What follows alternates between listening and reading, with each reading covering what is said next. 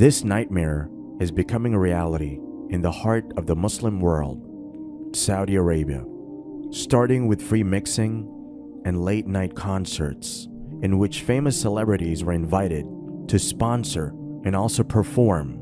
Now, Saudi Arabia has taken his vision of turning Saudi Arabia into a westernized country to a new level by inviting OnlyFans club member and artist Iggy Azalea on stage in a concert to perform on a blasphemous song. What is OnlyFans? OnlyFans is an internet content subscription that is used for pornography. Astaghfirullah.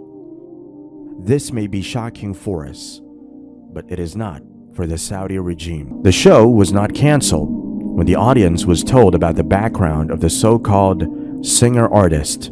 The show was not canceled when the artist was singing a highly blasphemous song. It got canceled and came into the news only after the wardrobe malfunction. If this is the state of Muslims now, then where on earth should we migrate to so that we can save ourselves and the iman of our kids?